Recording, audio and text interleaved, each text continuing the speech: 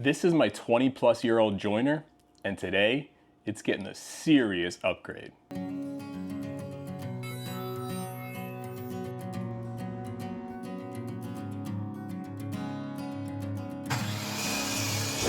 I picked up this joiner used off Facebook Marketplace a few years back for just a few $100. It's been solid, but luckily for me and you, it's upgradable. Right out of the box, you can feel the quality. Dozens of individual carbide inserts, each positioned at a slight angle. That's what gives you that shearing, slicing cut instead of the chopping motion of straight blades. And these inserts, they're tough. Way more durable than standard steel knives. Plus, if one gets chips, you don't have to replace the whole set. Just rotate it to a fresh edge. I'm going to turn it all so that the one is in the bottom right corner. Video is going to hold me accountable. Another big win, the finish. Because each cutter takes a smaller bite, you get smoother surfaces with fewer scratches, less tear out, and no surprise splinters. It's cleaner, safer, and just flat out better. Oh, and it's way quieter. It still hums, but you're not getting that high-pitched scream from the old blades. All right, it's time to start breaking this thing down.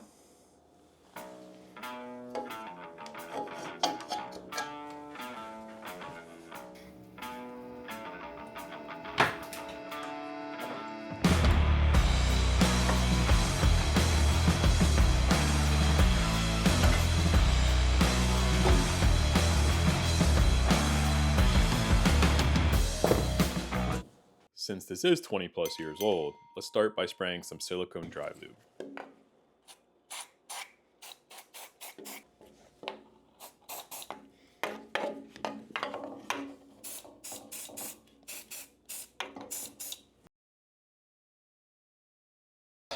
I did mention this is a 20-plus-year-old machine, right?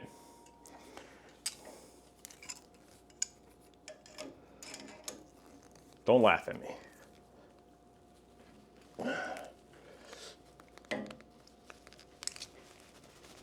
Oh, who's laughing now?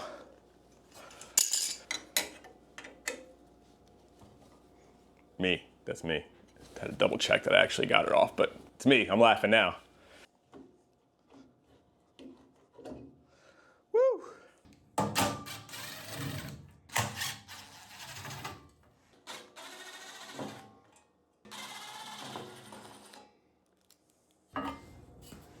All right, now I'm gonna grab my gear puller and just try to pull this off. I could try to take the belt off, but it's so tight. I'm just gonna leave it on and take this pulley off and get that key out. I've actually never used one of these. I bought this for another project I plan on doing. Well, I guess if I say it now, that means I have to do it, and that's upgrading my dust collector. I have an original like Harbor Freight dust collector that I've had for like 5 or 6 years. And I bought an upgrade to HEPA filter and change a few things around. So I'll be filming that hopefully in the next few months. But I already had bought this gear puller, and lucky for me, because I needed it for this and I didn't realize it. So let's learn how to use it together. There's a little set screw right here, so you gotta remove that or loosen that. All right, well, this looks pretty intuitive, I guess would be the word. I just put this center pin in the center here, and then I wrap both of these shoulders, so to speak.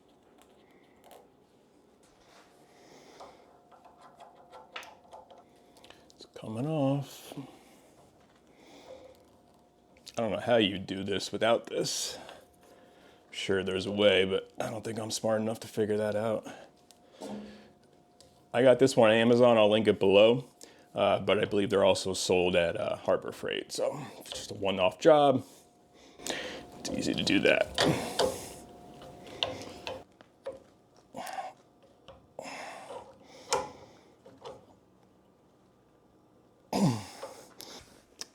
We are almost there. This is sure feeling like it's 20 plus years old.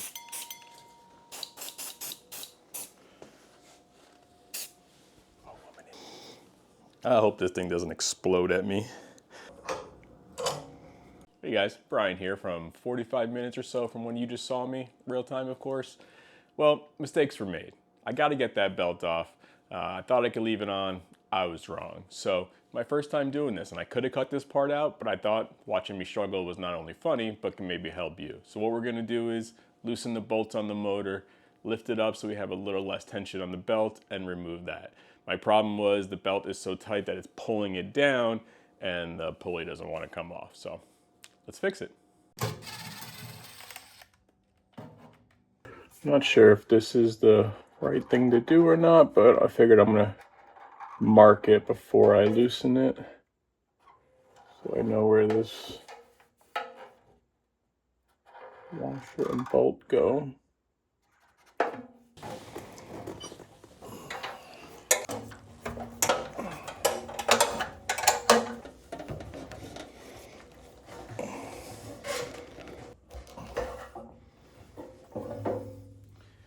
We did it!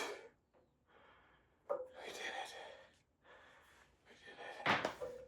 All right, we're back. Got the puller back on. Let's cross our fingers.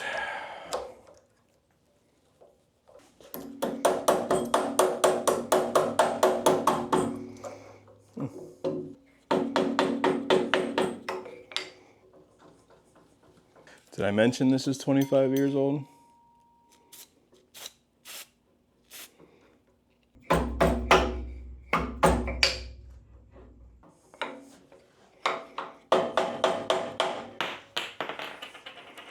Woo!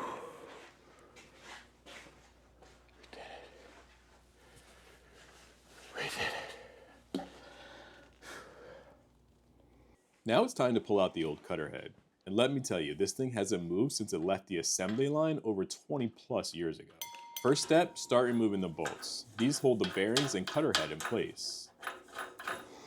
It's just kind of captured there. Can't come off anymore. Now the other one was captured. This one's gonna fall down the dust chute over there. It's always a little strange diving into a tool like this. You're not just turning wrenches, you're peeling back layers of history. Every scratch, every speck of dust, it's all part of the story. Sliding the old CutterHead out for the very first time, it's heavy, it's worn, and it's earned its retirement. Let's go. You can see the difference in design already. It's a relic of its time, solid but simple. Not bad, but we can do better. I needed a way to work on the CutterHead safely, without it rolling around on the bench like a bowling pin. So I threw together a quick jig using a scrap 2x4 and a Forstner bit. Nothing fancy, just drilled a hole sized to cradle the CutterHead upright. Now that I've got the CutterHead standing vertically, locked in and stable, that means both hands are free, and more importantly, all 10 fingers can stay where they belong.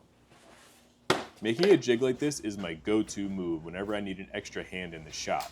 It doesn't need to be pretty, just functional. And hey, when a scrap 2x4 can turn into a third hand, that's just smart woodworking.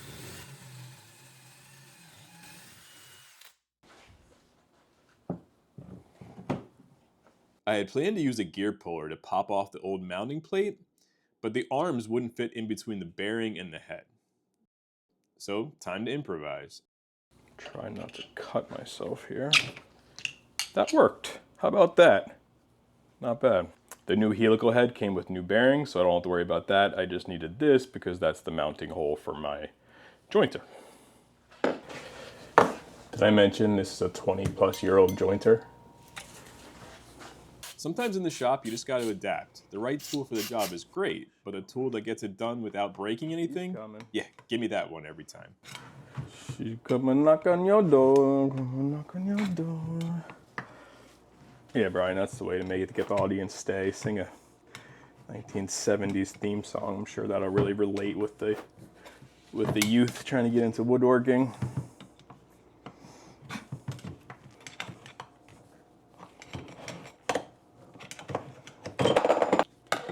That's what we need. Now we got to put this on the new one. With the new CutterHead ready to go, off camera I took a minute to wrap the exposed blades in painter's tape. This might seem simple, but it makes a big difference. Those carbide inserts are razor sharp, and I like my fingerprints just the way they are. The tape acts like a little safety rail, and it keeps the blades covered while I install it.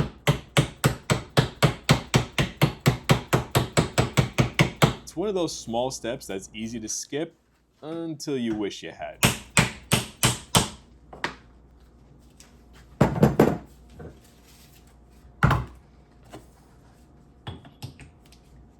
Now the cool part of my little jig here is I can flip it over, and now I could use that same hole I created to sit in it before, and I can put it on top.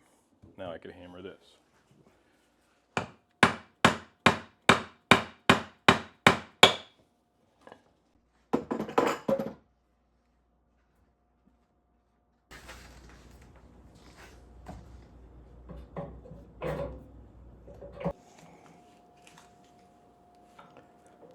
Like butter.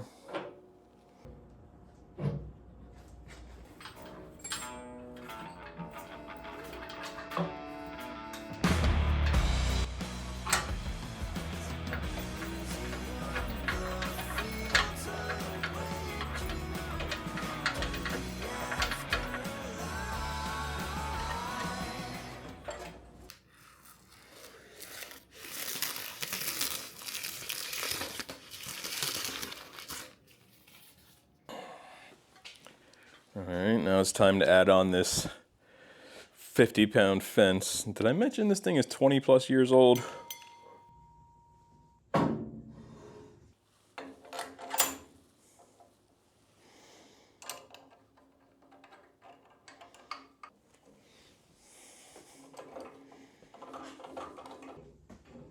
Okay, I'm gonna exaggerate this for the sake of the video, but if you go to square up your fence and you see it's out of whack, it might be less, it might be just that. I'm not sure if that's picking it up on video, but you don't want to see any daylight, right? So to loosen that, or to fix that, let me show you that.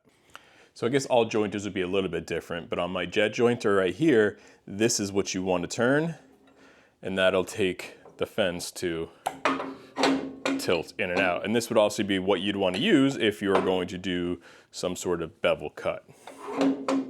So we need to re-square this up using the square. Just make it nice and tight. Check it a few spots on the way down.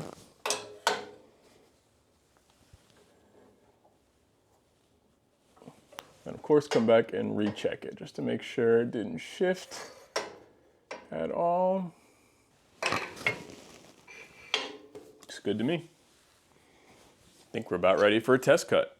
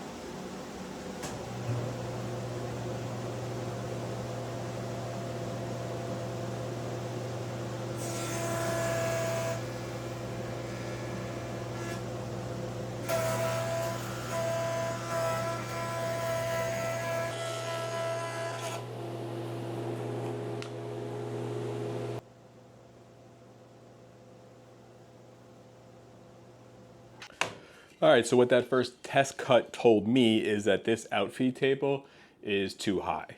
So when the wood's coming through here and bumping up against there, it's not gonna be good.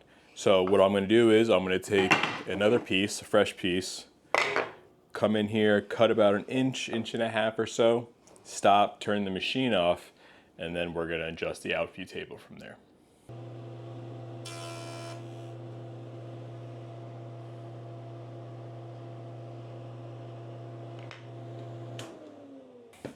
All right, I took the fence back off so I could easier get to these, they're called gibs. Basically the nuts that go around this Allen screws. I'm gonna loosen those off. Did I mention this is a 25-year-old machine? Whew. All right, so we're gonna loosen these and then loosen these. And this is all so this outfeed table can get lowered. Of course, these are the ever elusive 10 mil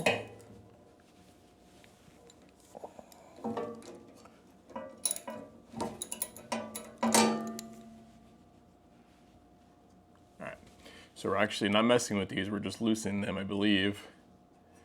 Because I think if we mess with these Allen keys, it would tilt the bed left and right.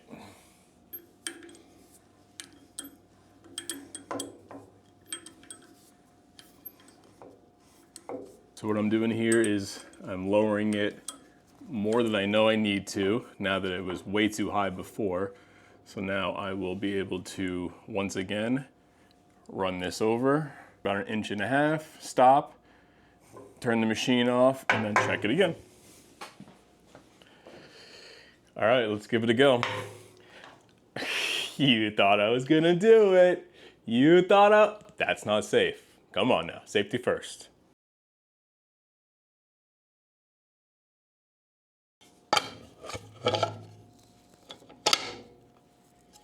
Since we took the fence off, we gotta check if we're square again, just to be safe.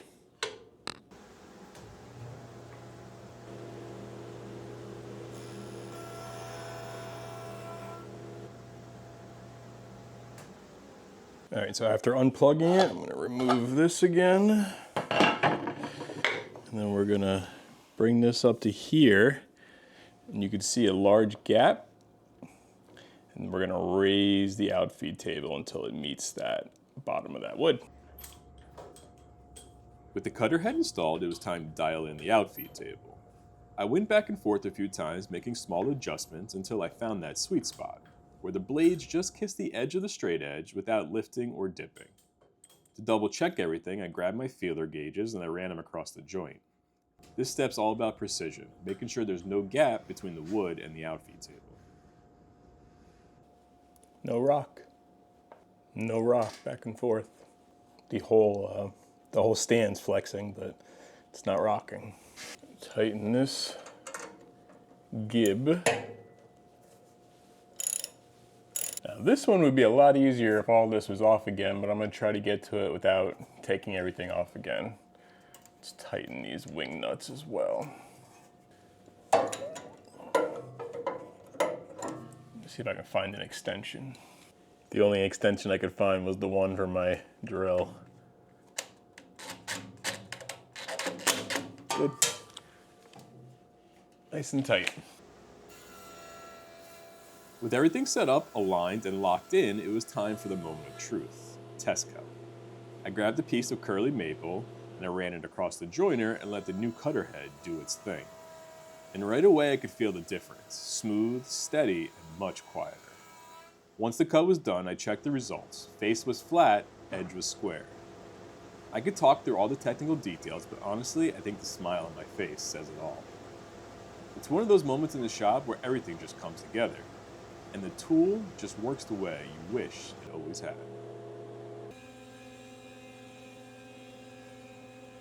All right, let's talk results. Here's why this upgrade really starts to shine, literally. I ran the same boards to the joiner before and after installing the Helical, and the difference is like night and day. It's ready for sanding. First up, this piece of Clara walnut burl. With the old straight knives, I got some tear out in those gnarly grain transitions. But with the Helical head, glassy smooth. No chatter, no chip out, just clean, crisp figure.